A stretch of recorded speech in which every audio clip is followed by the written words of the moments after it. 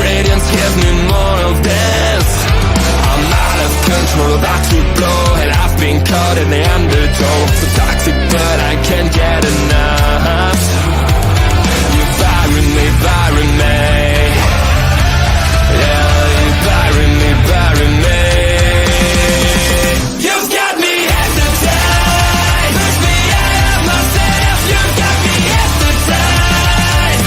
Whoa, I can see, I can hear, going crazy for the light. It's got me hypnotized. You've got me hypnotized. Get you out of my hand.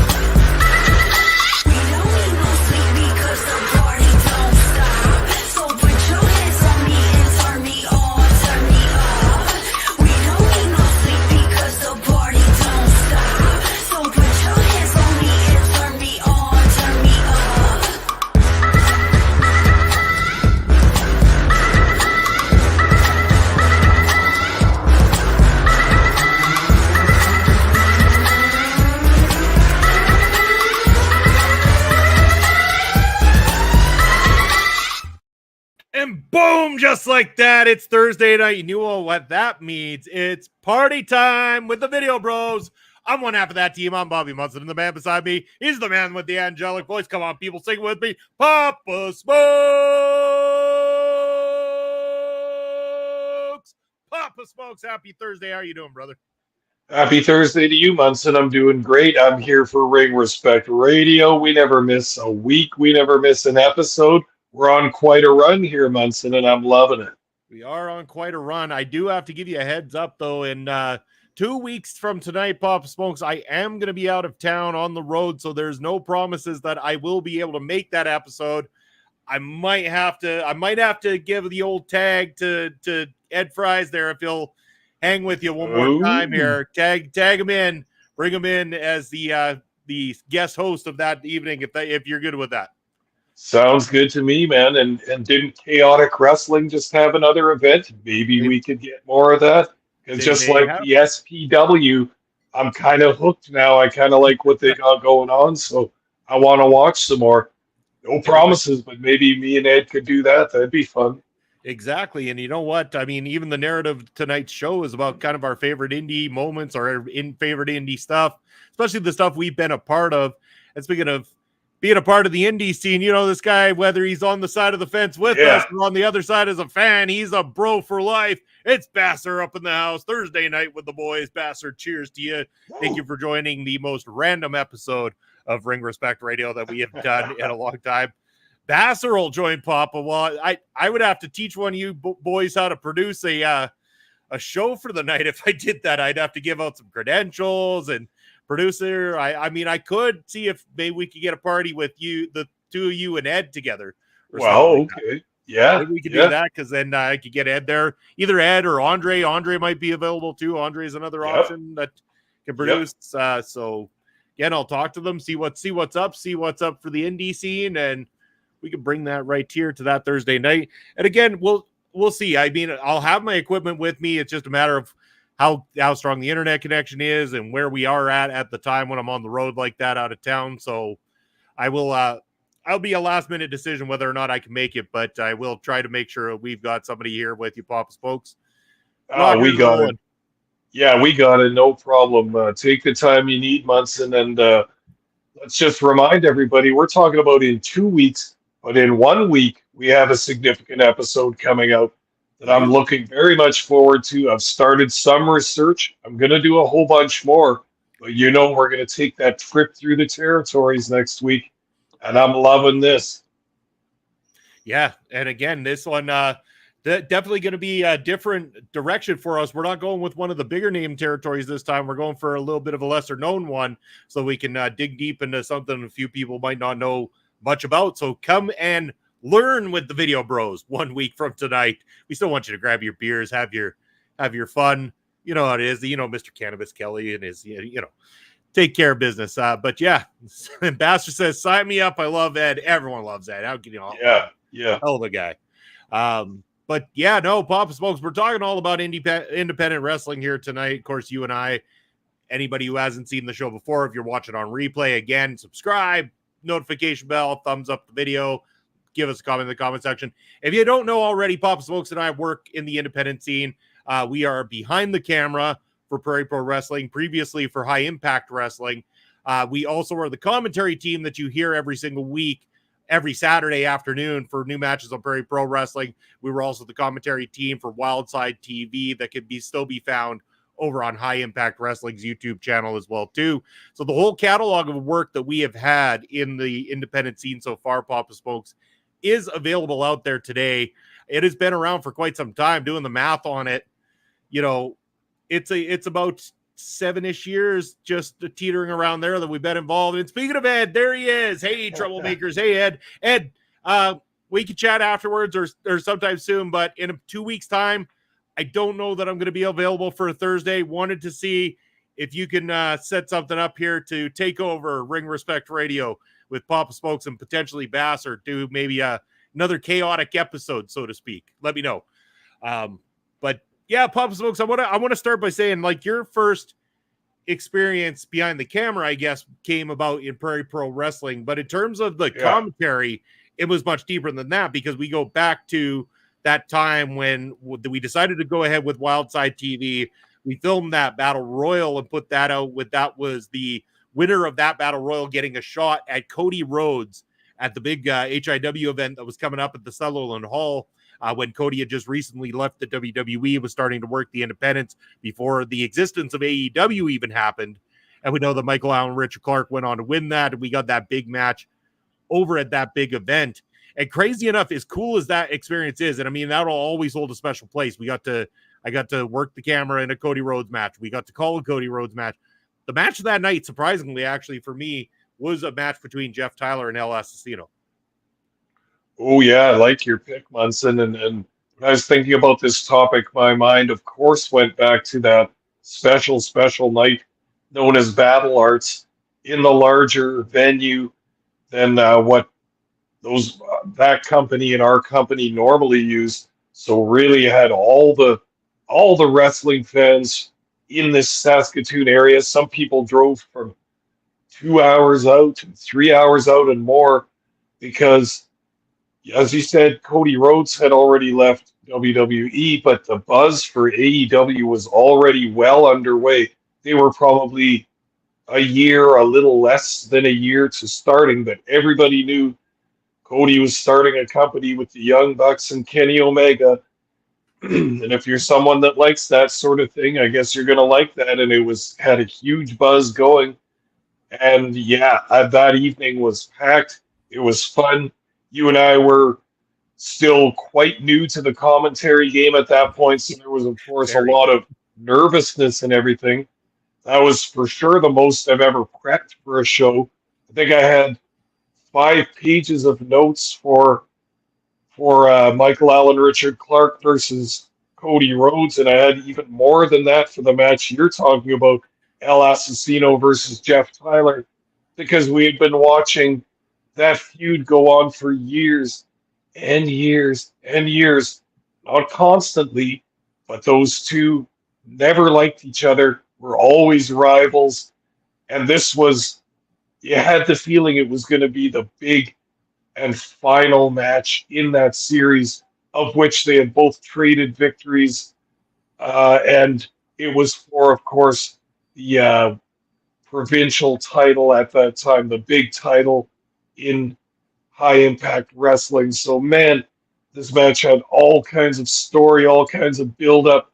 And yeah, what a thrill it was to call it. What are some of your memories, Munson? Yeah, like, I mean, of course, there was that. I mean, mine goes even to, like, the time that I decided to take a training camp with the guys. I've been to a few of the camps along the way and some of the training sessions along the way and stuff, but going to that very first one and being as big a mark as I was at the time, you get it in your mind, this, that, better than this. And you walk in there and get tuned in faster than you can ever understand. And I'm glad that I had the willpower to push through it, but there's not a lot that do. Classes usually start with a lot of hopefuls. Classes dwindle down to a very fine few by the end. And the worst part is in all of that is that the longer and deeper in you go, the more fatigued you are, but the harder it becomes because they don't have a mercy button for when there's less people and you have to take more bumps, or there's less people and you have to run more cardio or anything like that. No, they are trying to find a way to physically and mentally break you down to see if you'll crack. Because again, when you're being trusted with somebody else's life inside of a professional wrestling ring as well as your own, you better be able to mentally and physically be prepared to be inside that ring and everything like that. So I look back on it with fondness, despite the fact that it was much like military training at times when I had some of the boys literally in my ear screaming at me, and just I won't repeat some of the things that were being screamed in my ear that night, but there was a lot being screamed at me. And all I could think was, I can't give up in front of all of these wrestlers right now. There is no way in hell I am going to stop myself and end this here tonight. And I pushed through. I pushed through the whole 2 damn hours of this thing, right through to the chest chops. And I remember lining up for chest chops thinking, no biggie, I'm already so freaking tired. This can't possibly do a damn thing. And we get that first one in there and smack. And I'm like, son of a bitch, that hurt. And then the second one hits, and that didn't feel any better. And you're going through this thing, and you think by number 19, I'm so numb to it, you couldn't possibly hit me with anything harder from that. Then El Assassino took his shot. Damn it, Papa Smokes. I still to this day feel it when I see El Assassino rock somebody with those chops inside a ring. I'm feeling it right there, every single time. Use the word, my childhood hero, John, my childhood hero. Are you kidding me, Ed? We're the same damn age, my friend. Like, damn, I could have had children in the childhood John Cena era. Jesus Christ. But yes, he does have a good philosophy with never give up. I'll give him that. Well, that obviously benefited you during the training sessions too, and I think that's part of the idea is that to train wrestlers hard so that the real life situation, it's not as hard as that, hopefully, but you have to be ready if it is. And we've all seen shows where, you know, the arrangements don't go as planned, and somebody doesn't show up, and a couple people don't make it, and somebody else can't make it. Now you might have to do 2 matches. Now you might have to be job guy for 3 matches. You never really know, so you have to plan for the worst. And I think that's what some of those grueling sessions were about. I didn't do the formal mini camps like you, Munson, but I was there for when the ring used to be in a certain trainer's backyard, and the bumps and the yells and the choking and the screaming were done out there. Quite a good time, and some stuff was being done. I can't, I'm sure that fans probably realize this, but once you get in there, it is not like it looks on TV. You can't just imagine it and it's done. It's very, very difficult, and a different style than a lot of other fighting styles. Even if you have martial arts experience, it's a whole different thing with timing and working with your opponent. It's nothing to sneer at, man. And I respect all the workers in the business that have gone through that rigorous training with a good trainer at a good training school and have come out on the other side and make money in our business. Yeah, I agree with you 100%. Ed coming up with this saying, well, he is R-Truth's childhood hero, and R-Truth is older than Papa Smokes. I don't know. Hold on here. Is R-Truth older than Papa Smokes? That sounds like a good segment for the show. They're just numbers at this point, but we're in the same decade. I guarantee that. Yeah, that we can confirm. Bastard saying, hey, Bobby, has Papa seen the video yet of Colton cleaning my clock with the belt. Of course. Well, according to the PPW YouTube short videos there, Basser, there's at least 600 or 700 or whenever I last checked, people that have definitely seen it. I know on Instagram over 1,000 people have seen it. So it's if one or two people have noticed you getting your clock clean. But for those who haven't, I could play said video here for you. I think that would be an okay idea. What do you think, Pop Smokes? Well, since we brought it up, let's do it. It doesn't take long. All right. Well, I will head on over and find this for us so we can get that geared up. I mean, it is worth the chuckle. Let's not kid ourselves. If this would have happened to any random fan at one of the shows, like just saying anybody else, and I agree with how Colton Kelly approached Basser and brought this up, that he felt better that it happened to Bass only because Bass isn't going to get mad about it. You're not going to have someone be like, "Oh, I got fucked up by a wrestler at a show." And if Bass got fucked up, well, he got fucked up bad, man. Says he's saying, "I'm walking through co-op smiling my ass off." Fantastic, man. That's awesome. All right. He's got his own short now that's doing well. That's so awesome. What a tantalizing title, too. When you see a short and it's someone getting their clock cleaned, you got to click on that. Oh, 100%. No doubt about it. Here we go. Share a screen. I don't know if we're... Hopefully we'll get audio out of this thing. Let's see here. There we go. Basser gets clocked in the face. And we're going to turn this up so everyone can hear it. It's very short, but here we go. Oh. Oh. Oh.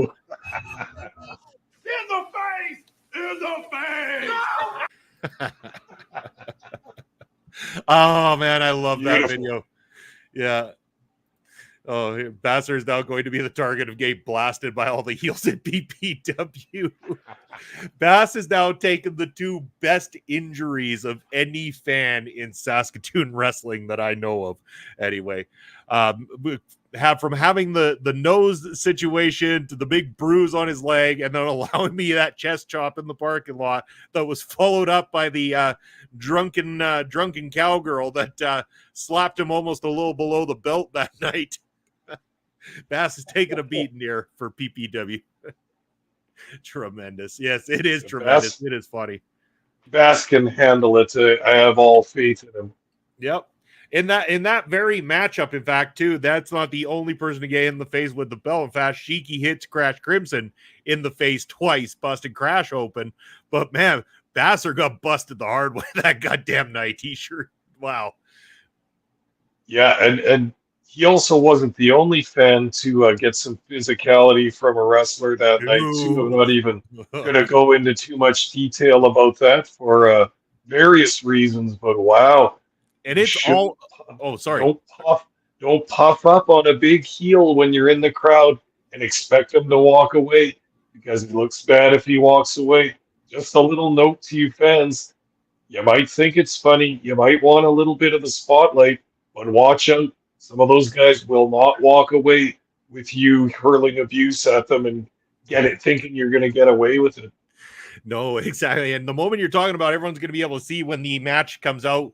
It's going to be a little bit from now, obviously. We're probably looking at into September before that one officially comes out. But I have got all the editing done, Papa Smokes. All the matches from the most recent show have been fully edited. As you know, you and I called the first two tonight. So those will be coming up on the YouTube channel towards the end of July here, leading into August. So even by the next time the PPW is live in Saskatoon, we'll be about halfway through the tapings from the previous show there. So we are getting kind of close to being caught up there with our Saturday afternoon matchup. So we are going to have to pivot here eventually and come up with some new material to deliver to the PPW Nation.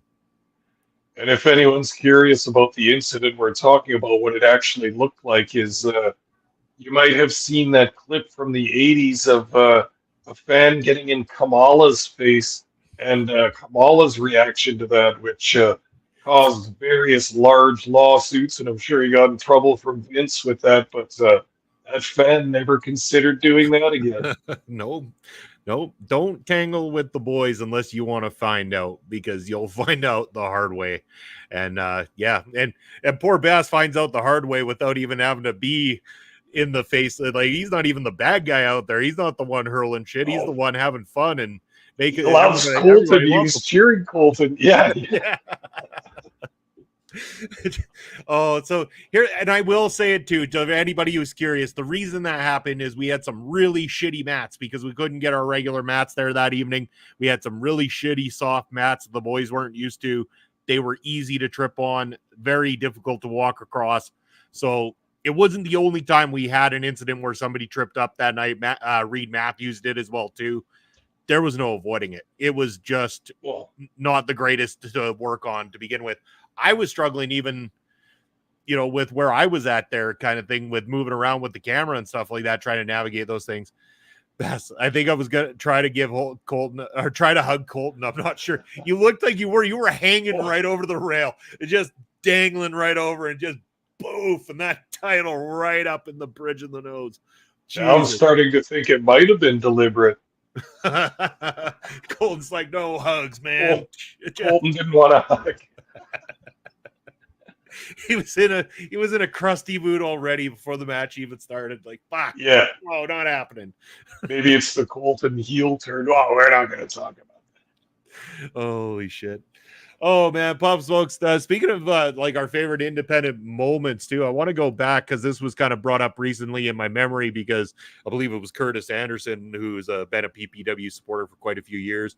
Over on his Facebook channel, our Facebook page, had reposted a clip from the finals of the PPW Food Truck Wars tournament and asked, was this the very first PPW show? To which I replied, it was the third of a series, which was our official debut.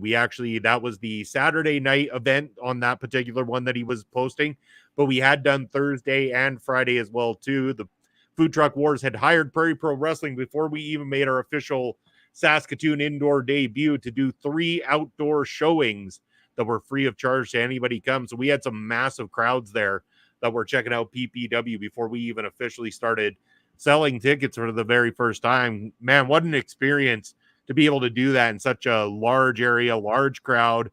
A lot of fun that was had there as well too. We got introduced to some new names that we had never worked with before prior in HIW. We got to have back some of the ones that we had worked with prior in HIW that we knew we were going to be working with. And then just to see the evolution of PPW from there, and who's come in, who is stuck around and stuff like that, and the new faces that have come about in that time frame has just been an absolute amazing experience for me. And I always think back to the Food Truck Wars, those very first moments, those nervous moments of not knowing what we were getting ourselves into. Was this going to work? I had the utmost faith that it would, but you still have those nerves going into it with that not sure. No, you said it just right. It was the culmination of so many thoughts and so many dreams and so many discussions that we all had together about, was this viable? Was this doable? And I think none of us ever really questioned whether we could or not. It was just a matter of getting funds together, getting support together, and seeing who we could book and who we couldn't and all that stuff. And then, yeah, the Food Truck Wars came up. It wasn't probably the way we were thinking of launching it, but this opportunity came up, and it was golden. In the middle of July, when the weather is finally really nice here, kind of like it is right now. It's really hot here right now, by the way. Is it ever? Oh, and humid, but this was a nice weekend in July, sunny skies. Everybody here, especially after the long winters, everybody wants to get out. So an outdoor downtown event like the Food Truck Wars is heavily attended. And we got in with the Bartari Beer Gardens there, one of the former sponsors of PPW. Yep. He got us a gig setting up our brand spanking new ring outside. And like you said, seeing who's going to work with us.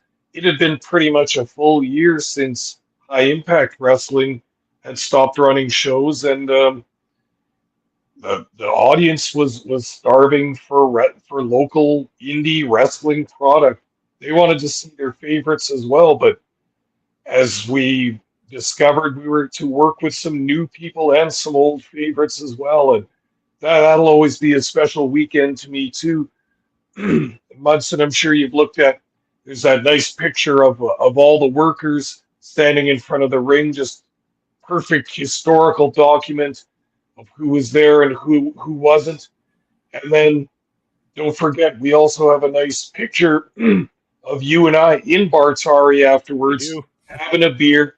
That's a special picture for me too, because that's a historical documentation of the Video Bros in semi-early form, but also transitional form from the previous company to thinking of that whole year of how we were going to help set up Prairie Pro Wrestling, and then the fruition that night, doing the whole show, checking it all out, getting a feel for what it was like, and then going for a beer and talking about it afterwards. An important part of the whole show, I think, having that beer afterwards and discussing what was good, what could we do differently, what would we do again, what wouldn't we do again, and of course, having a game of WrestleFest, at which I kicked your ass, Munson, if you remember correctly. Murdered and me. we got that awesome picture.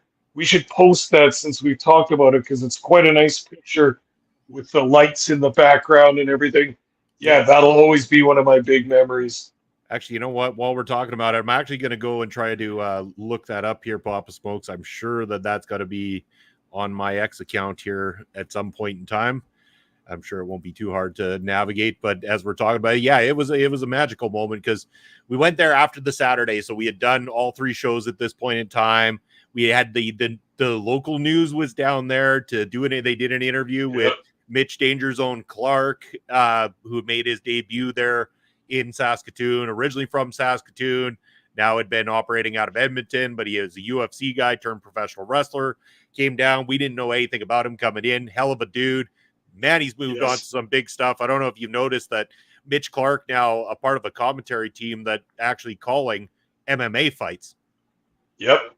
Yeah, it doesn't surprise me at all. He's intelligent and well-spoken, a really good guy. I'd like to listen to more of it because I bet you he's really good. Oh, he's great. Yeah, no, and big shout out to Mitch Clark, always been a big supporter of us, and we're a big supporter of him as well too. And great guy. That was one of the many names. And again, here's the thing, like we've seen since then, Sheik Akbar Shabazz has gone on to now be 2-time Prairie Pro Wrestling champion, whether you want to acknowledge it or not. The longest reigning PPW champion in history. You can't deny that, especially now. He's gone on to those big things. Look what happened with Zoe Zeger. Zoe Zeger came in young, fresh, new to professional wrestling. We knew nothing about her, but she was a ball of energy that the crowd was excited about, happy to see and stuff like that. And man, ever since then, Zoe Zeger has accelerated her in-ring ability. She has gotten better and better and better by the minute. And now this newfound attitude and everything that she has adapted, and knowing that confidence that she has had since we saw her first enter the Food Truck Wars tournament. Wow. Just absolutely wow. Because Zoe Zeger is on fire right now. One of the most dangerous wrestlers that we have in Prairie Pro Wrestling. As Ed paying big respects to Sheiky. Ed is a Sheik fan, 2-time Sheiky. Yeah. Yeah. I bet Ed likes the Sheik. He's got good taste in wrestlers. Yeah, it's interesting. It's interesting the points you make about Zoe Zeger too, and I couldn't agree with you more because she always looked pretty good. She started and she has a good look, and she did the moves in the ring quite well. I don't think she completely understood how to work, there's no shame in that when you first start. Every wrestler has to go through growing pains and discover the way that you do the moves in the ring, but you have to work them to the crowd. And you could see Zoe was shy, a little bit reserved, didn't really interact with the crowd or the ref or anybody else except for her opponent physically in the ring. But look at her now. She's come along so well, and she's letting us see some of her inner personality, some of her feelings, and some of the way that she knows she can sell a story and help tell a story in the ring, not just with moves, but with facial expressions. She yells stuff at the crowd now. They love it. They love the interaction. You can see that she loves it now too. Just very happy and glad to see the improvement.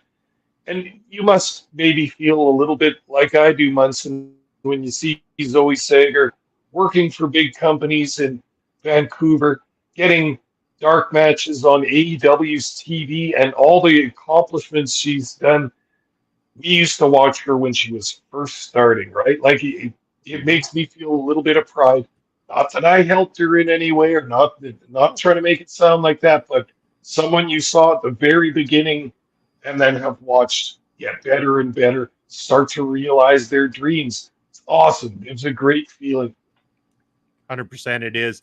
And you'll be happy to know in that time, Papa Smokes, I was able to find a picture here that I'm going to be able to share with everybody. So I have found said picture. Also, kind of as I was scrolling back through images, I also found a very, very old picture that was taken on a old Polaroid camera of myself back in my teenage years. That I will also share with everybody just for the fun of it anyway. But this is the picture in question that we're talking about from Bartaria. Yeah. Papa Smokes absolutely annihilated me at WrestleFest, but we had a great time drinking beers, shooting shots of wild turkey that evening. We tied one on pretty easily. Definitely it was one of our top moments. Definitely not the drunkest I've been when we've been out for drinks, but you know, that nothing's going to quite top my 40th birthday, though. So, I mean, there's that. That was good. And that's when we went to Off-Broadway Amigos there, too. And they always roll out the red carpet for some cool wrestling guys like us. We had some of your buddies from work and a few other people there, too. And that was a totally good night. And we rocked it pretty good. We also had another good one after one of the PPW shows at that same bar where there was loud music playing and we had guests in from out of town and there was all kinds of chicanery going on. And that was also a good memory for me too. Oh, it was a fantastic memory. And speaking of memories, I'm going to share this for the fun of it. There's teenage Bobby, about 14 or 15 years old right there, I think I was. So just in my teenage years, jamming on my bass guitar, you know, the good old days. But beauty. The good old days before I learned what intoxicants were.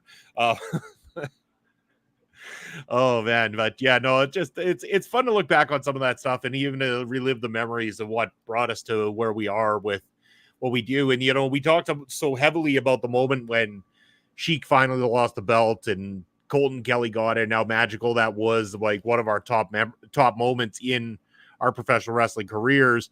You know, it's been quite the journey to be able to say we called the matches for the people we have and to see, like you say, not just Zoe, but a lot of the people we've called matches for and to see them accelerate and get moments on TV. I thought it was absolutely amazing. And a quick shout out to the Honor Ramble coming up after us here. That one night on Honor Ramble, they were talking about a match that happened. And one of the workers in the matchup was Kat Von Hees. And I was like, seriously, I was like, well, congratulations. I'm like, I know who Kat Von Hees is. In fact, called many a Kat Von Hees matches over our time and everything. So I was able to give them a little bit of background on who Kat was. But it's, again, one of those things where awesome to see that opportunity. I know for a fact, Sean Moore and Michael Allen, Richard Clark, I believe, are on a taped version of AEW Collision coming up this weekend as well, too, in a trios matchup. Oh, nice. And I love to see those guys get their opportunity. Even just personally, you know, like if you had any goals as a wrestler, one of them might be to get on major TV in any way, shape, or form, be it a match or be it you're one of the security guards in the background. It's a pretty big deal, man, to get on one of those big company shows, and it's got to just tickle those guys a lot. And man, all of us fans just love to see that when Raw or AEW comes to Winnipeg or Edmonton or Calgary or Saskatoon and see our guys in the background helping out with the show. It's nice that the companies invite the local workers here, come and help us. We got a spot for you. Get some experience, soak in what it's like backstage and all that stuff. Marvelous. And it goes to show we've talked about wrestling community before. It's not just on a local level, but workers at all level are part of a community, and a lot of them know each other, and a lot of them respect each other, and just can't tip my hat enough to the guys that get to live their dream and get on TV. Oh, for sure. Yeah, and again, like I said, shout out to both Sean Moore and Michael Allen, Richard Clark. I believe their second Yes. appearance now coming up for AEW, and the fact that this one's actually, if I'm not mistaken, taped for Collision. So this isn't like AEW Dark like they appeared before. This is an actual national broadcast. So big congratulations to both those guys who we've known for quite a few years, and they've seen the growth they've had in as well too. So congratulations to them getting that opportunity. I know Levi Knight, who's regularly with us, recently did a work for Ring of Honor as well too. So he's had some chances to be out there on television as well. So we're seeing a lot more of it happen. A lot more of the wrestlers that we find here in our neck of the woods are getting more and more opportunities as these companies are rolling through and doing these different spots and stuff like that. There seems to be a world of opportunity there for them as long as they're willing to work for it. And that's the thing. There's some of the hardest damn workers here in Western Canada that are willing to fight for that opportunity and earn that opportunity to go and take those spots anytime they can. And as veterans always say, if you're well trained and you have a work ethic and you can get into the business and start working, you're closer to your dreams than you think, because it is a community and people know each other and everybody knows each other. And nowadays with the internet, you don't got to send your tapes to companies or anything like that. It's right there at the click of a mouse or the press of a smart screen. It's right there. So your stuff is closer to your dreams than you think. And it's wild the way it works. Yeah, and that's one of the things that I really love about this is that we're also in the meantime getting to help these wrestlers grow with their identity on line right now too. Like, again, the opportunities that are there for your Riley Cruzes, your Morris Waltzes, and all these young names that are coming up through the business, that when some of the ones that have got the bigger name for them right now didn't necessarily have that easy opportunity for material to be uploaded to platforms like YouTube and Twitch and stuff like that. That's changed. That whole mindset is completely changed, and everybody is uploading just about everything that is out there now. So you're getting more of that chance to get your name out there, to get the things working in your favor. And I love to see that. I loved seeing at the last show, not only was Riley Cruz starting to get more opportunity, but he's actually now pushed into the merchandise. Riley Cruz has got official Riley Cruz guitar picks. He's got pictures that he'll autograph for you, and he was selling stuff, Pop Smokes. Man, the kids love Riley Cruz. They think he's the great up-and-coming star, and he is, and he's got the merch. And I even said to him, I took him aside, I said, Riley, man, I got to congratulate you. This is smart business, very smart business. You are doing something that not as many wrestlers are doing and should be doing more of, and that is marketing yourself. Put that shit out there, because people of these shows want to spend money. They want to get merchandise from their favorites, and you are smart at your age to be doing this already. Yeah, couldn't agree more with you. And just kind of like the whole art of wrestling and the in-ring and the promos and all that, it's a process you have to learn, I think, as well. I'm no expert at this either, but I still feel like you can gain experience in selling yourself, in getting yourself out there, and in doing merch sales, designs, printing, all that stuff. Get doing it now, because then once you get some more momentum, you know how to get your shirts out there, you know how to get your pictures, and it's a whole process. If you can get that part mastered and smoothed out, then you can start moving some products. The fans will love it too. And like you said, people wanting autographed pictures and stuff doesn't surprise me, because Riley Cruz, local talent, local boy, he's the kind of wrestler you could look at and think, wow, I like that guy. I'd like to be that guy. I'd like to be a wrestler like that guy. So little kids look up to a dude like that. He follows the rules in the ring.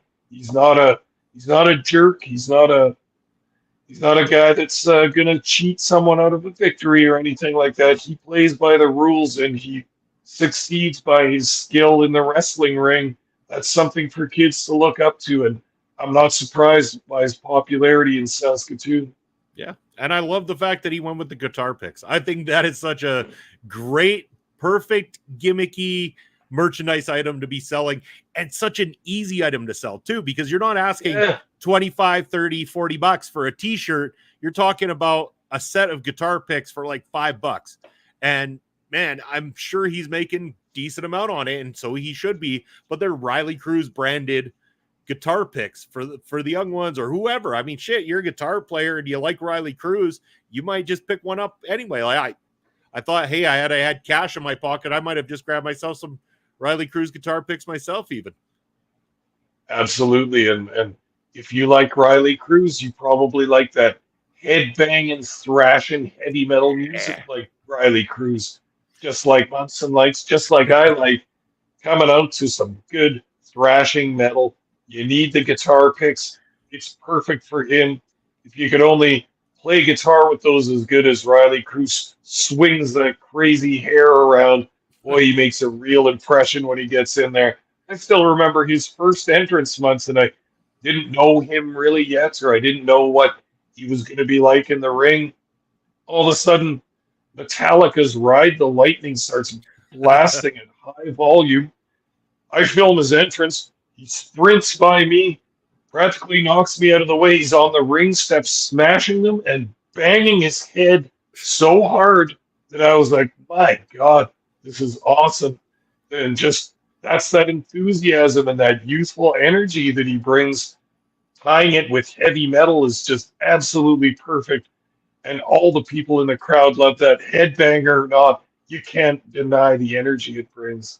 No, I mean Riley's fantastic, and so are a lot of the people we come across as well too. I'm using him as an example, but I mean the Short Kings have come a long way. They're selling shirts like crazy at the shows, and Oh yeah. shout out to our boys, the Short Kings. But again, knowing to market themselves, they know that right now is a good time. People are into the Short Kings. They like the podcast. They like the tag team. They think these guys are fun. They're great, and they are. They are real extremely Yep. great. So they're smart to be merchandising. I wish we had. That's the one thing I do wish is we wish we had a better area to set up the merchandise areas for the wrestlers. I think that is one drawback, is them only being able to do the at ringside during intermission. If they actually had a table somewhere where they could set up, would be a little bit better for them, especially with people walking back and forth. Like if they could have something in that hallway near the like on the way to the washroom. You think about how many drunk people on their way back. Oh shit, I got $5 here. What more merch sales would happen? I'm sure of that. Yeah, I love the idea, Bunsen, but you know why it's not happening is Oh, because I know. there ain't any room in there. No. There's absolutely no extra room. And you and I have batted around the idea of doing live commentary there and doing a live stream. Where are we going to go, Munson? There's just no room there. And we'd really have to juggle things around a little bit. But to me, it's more important to have more fans in there that want to see the product than Mhm. our little bells and whistles, I suppose. So, Yeah. yeah, let's just make room for more humanoids, more fans in the stands there. But yeah, there ain't any goddamn room in there left. There's only two things I could potentially think of for live commentary in that place if it were to happen. And one would have to be setting up a new kind of a part to the ramp kind of thing, like just beside the ramp where they come out, Yeah, having the section that kind of went backwards a little bit with the drape still there so you can't see into the back room, but it would have a desk for us to sit at to be able to monitor and call the live commentary from there. Otherwise, it would probably have to be that table down near the ring bell, which is already tight enough, especially with the boys flying over the fucking ropes all the time. And that would be yeah. chaotic. And I then don't know about that one. I also fear if we were to do it live and you're calling it live, and the problem is if we were to go live, you got to worry about, I can edit audio when I do the pre-dos on YouTube at the moment. I can't edit the live audio to keep the fucking crowd noise out of the ears of the rest of the world. And I really don't know that we want to run the risk of the rest of the world hearing the way Saskatchewan people talk sometimes. You make a strong point there, Munson. It would be very difficult to censor some of the more abusive, or I don't even mean to say it that meanly. It's just heckling that goes, walks the line a little bit, maybe goes over the line quite a bit sometimes. Sometimes I know erases you've it, draws bad it back ones. a little further. Oh yeah, oh yeah. They're bad on my side next to those party sections too. Trust me, I hear some stuff too. Yeah, there's logistical problems in doing live commentary. I'm not sure, but it's fun to think about, and it's I think we could totally do it as commentators. I don't think I'd be intimidated by the idea of doing it live. We do a pretty loose commentary as it is sometimes. I mean, it's not like it's we have to have a complete script or planned out, or we don't have Vince in the earpiece or anything like that. So tell him more about his pets, pal. You know, as some kind of a person in your ear like that. I don't worry about that. It's just the logistics of where we would go live. Yeah, we'd have to be up on the stage or near the stage somewhere. But once again, there ain't much room on the stage either. You've been in that dressing room lately where the boys get changed. There ain't a lot of room in there either. In No. fact, very little. So yeah, we got some ciphering and some thinking to do before we get that one going. Yeah. Well, I mean, again, we already had to give up some of the space in there to make the VIP room for anytime the lady wrestlers are in town and stuff like that, because Yeah, that's the proper way to do things. Don't be a jerk. yes. But yeah, so that's just the way it is. I mean, yeah, you're right. It's going to be tough for us to ever go down that path. We'd also have to find proper video bros for ringside here, Papa Smokes, to be able to take over the cameras before we could consider something of that magnitude. And there ain't a whole lot of volunteers up in the Saskatoon area for wanting to get down dirty with the cameras at ringside. I'll tell you that much. Yeah, that would be nice, and even the idea that I like to watch the show and digest it a little bit. So I'll start thinking of commentary when I'm watching it live. I don't really do that when I'm doing camera work because I got a lot of other things to think about. Partly is 6'3", 250-pound men toppling over the top rope onto me. That's pretty forefront in my mind while I'm doing camera work. Another big one is get the damn shot. Another big one is stay out of the damn way. Yeah. I got a lot of thoughts on my mind other than what I'm going to say for commentary. So I mean, yeah, there's all that, but still on this topic, you and I have spoken off camera millions of times about PPW and some ideas and stuff like that. I still like the idea of doing one large show per year at the larger venue, and you know the one I'm talking about, which would be perfect, is the curling club out in Sutherland. It's quite big, but I think if you did it once a year, we could pack that thing and get the same madness out of our fans, the same intimacy, the same volume level, and all that, the same energy level, doing it once a year, the big venue. Now, we would have tons of room for a commentary table in that place, tons of room for the merch tables that you were suggesting. Sponsors could have tables, could have food, booze, promotion, everything we want in there. But I say do it once a year. Live bands. Like PPW Mania. Yeah. And we could do it up big. That's my little pipe dream of what I'd like to do. Yeah. And I mean, I know I've had bands already approaching me and talking to me. They would die for the opportunity for us to throw a big show and do either the night before or, right afterwards, or however we decided to do it, where we had a live music performance at some point in time to also bring in that extra revenue, to give everybody a different experience. So like maybe it's a weekend pass. You get Friday night with the 4 bands or whatever. and that's the 19 plus portion of the show or something. The next day it's all ages, big PPW show of the year, and we do all that we can to just jazz it up like we used to and stuff like that, to really make a big deal out of it and get everybody we possibly can out to a show. Hell, at that point we'll probably have more people at our show live than what AEW had when they came through Saskatoon. Oh, that might be. Sorry, AEW, you didn't have very many people. Yeah, that might not be saying too much, but the enthusiasm would be awesome, especially if we could, again, do it like a Mania, do it like a big show, build everything up to be, this is the Super Bowl of PPW now on this weekend, in the spring, in the fall, whenever, a nice time when everybody's around, and just do it up big time. That would be awesome. Maybe get a guest in, get somebody that's known in the business already, all that kind of stuff. And I like your suggestion of bands. My favorite band, Savage Henry, would be all about that. Those guys are big wrestling fans, and a very excellent local band. I could see them playing there. I could say a number of other bands, including another one we know, Off the Top Rope, Wrestle Rock, as they like to be known. Yeah, They've got a song called Super Kicked to Death. Yeah. That might be quite fitting for a weekend of wrestling and all that stuff. I love this. And again, we already talked about wrestling community. This is a way for us to come together. Let's not just do the wrestling shows. Let's do other stuff and get to know each other. The fans, the workers, the boys, the community, everybody. Let's eat together. Let's watch the wrestling together. Let's watch bands together.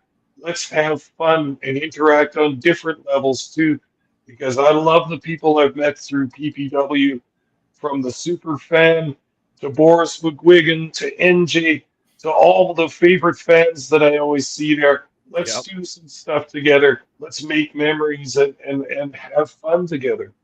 Yeah, and again, it's crazy for me too, because like even at I know he had come to a couple of shows, but it had been almost 20 years since I had seen the guy, and a guy who I used to put on shows that his band performed in. He was the vocalist for a band called Tombstone Diaries back in the day. His name's Kalen.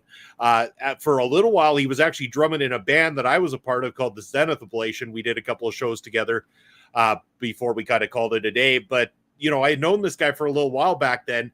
Hadn't seen him forever, but I guess he was at a couple of the PPW shows, but I hadn't seen him in so long that I didn't click in until he had messaged on social media.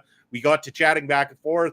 Holy shit, that's who it is. And he comes to the last show and he goes, "You remember me now?" I'm like, "Man, I'm not going to forget now, dude." Like, it's as soon as it all came together and clicked finally, but it had been almost 20 years. Like, I'm like, shit, man. Yeah.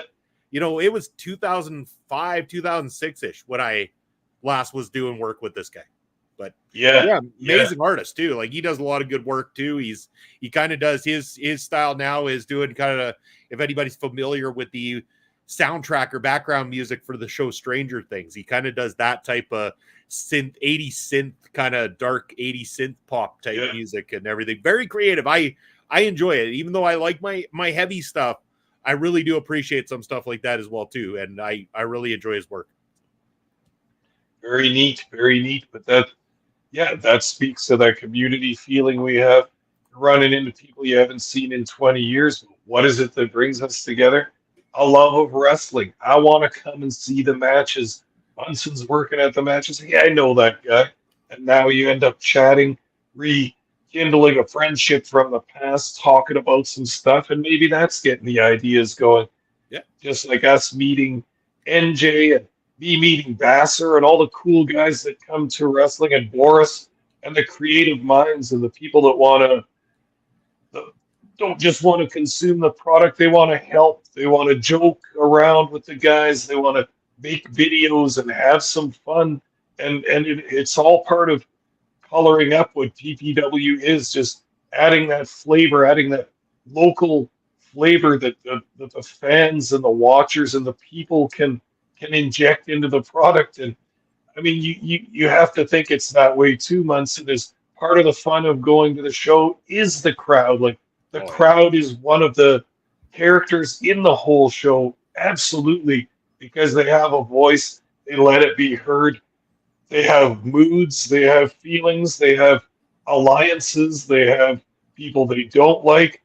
And what a cast of characters. And we've seen all kinds of different uh, regular fans throughout the year, for good and for better or for worse months. And we can list a few people on both sides of that, but much more for the better.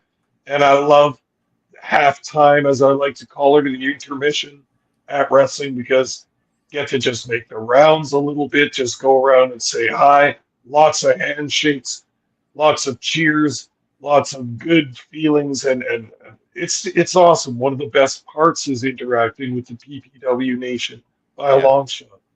And with our new ticketing system, last time out, I got to do a lot more communicating through emails and stuff like that and through Facebook Messenger with a lot of the fans this time around.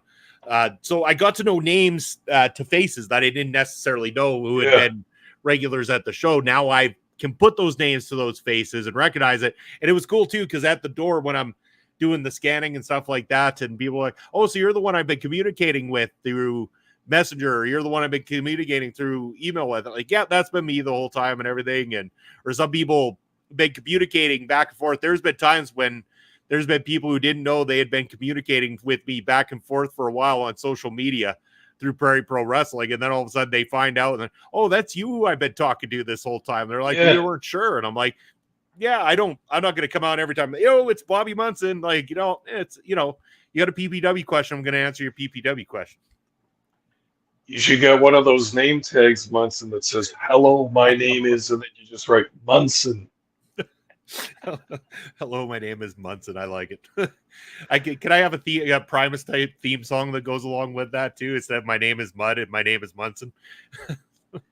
And that's funny that's almost become your official name in wrestling, because I was when you were the face commentator and I was the heel, I always wanted to call you by your last name, like Jesse Ventura would. That's totally where that came from. And that's all El Assassino ever calls me either. Well, I mean, there's some other words he calls me, but I mean, in terms of my name, he actually only calls me Munson. So I'm kind of used to that from the heels. The heels like to refer to me as Munson. It's become a bit of a thing, point where a lot of the new guys that have come around now, it's Munson. Although I got to say, there's ones like Cole Kelly. It's Bobby. When it comes to Cole Kelly, he calls me Bobby all day long. Which is very respectful and friendly man. He is. He sure is.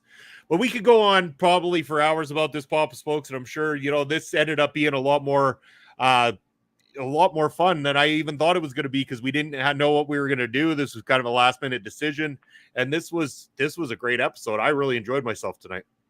I think so too, and it reminds me of again, let's think of another memory here too. When you and I were first starting to do commentary together and starting to be friends with each other as well, you and I used to record in person at Studio Smokes, and we would go outside and have a puff sometime. And you remember some of the long conversations we had, long, enthusiastic conversations. We were getting to know each other as guys, getting to know each other as wrestling fans and all that too. And we always said that, man, we should just record this, because we just talked for 2 hours about wrestling, had some laughs, had some insights, had some hilarity going on. This is kind of what this episode reminds me of. Just two video bros talking about wrestling, keeping it loose. I love it. Yeah, and you know what? Maybe we don't have to theme every episode of Ring Respect Radio. Sometimes maybe just shooting the shit as bros is the best way to go, and we'll do that every once in a while. We're going to keep, again, moving forward. I think this show is going to be Trip Through the Territories, which has been a massive success for us. Our conversations about indie wrestling with reviews of indie wrestling promotions, because those have been very successful. And then stuff like this, where we can shoot the shit. Will we be bringing back stuff like the Viewer's Choice Championship tournaments and trivia nights? Eventually, but we're giving them some breathing room so that when we do bring them back, you guys are going to be more excited than ever. But get excited, because this just cost me an arm and a leg. It's the Papa Smokes sticker. Papa Smokes, tell them where they can find you. All right, everybody. I can be found at Elon Musk's Free Speech Wonderland, also known as X, formerly known as Twitter. I am at smokes_papa. I can also be reached on Twitch at papa_smokes_. All right, that's where you can find Papa Smokes. As for myself, I am Bobby Munson. Over on the X, it's Real Bobby Munson on Instagram and Threads. You can find us at Video Bros SK, and over on my personal Twitch, it's at VideoBro_Bobby Munson. Where can you find me outside of here? Well, you're going to be able to find me this weekend, to Sunday. It's Point of View, and it's a double whammy on Point of View this weekend. The first half is going to be myself and Mark Robson continuing our summer of Euro 2024 because England made it to the finals. We're going to be excited talking about that. They play this Sunday. And right after we talk about Euro 2024, Andre C is going to be hopping on, and we're going to be watching my official divorce from MLW as we watch MLW's Blood and Thunder before they unofficial or officially, whatever, they cruelly start charging, get this, $11 Canadian a month. And I checked this out because they said all MLW content available, all the live events, blah, blah, blah, blah, blah. Okay, there are currently 20 videos available on this platform that you're paying $11 a month for. And then the premium live events, which quite frankly haven't been quite up to par in terms of an $11 a month fee.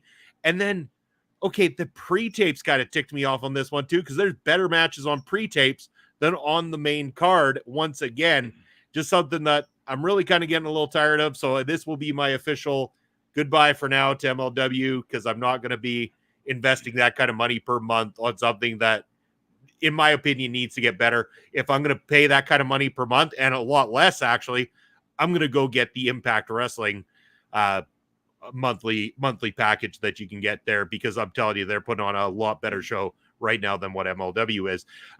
Aside from that, you can catch myself, Papa Smokes, every Saturday, Prairie Pro Wrestling. New matches coming at you every single afternoon at 3 p.m. Eastern Time, 1 p.m. Saskatchewan time.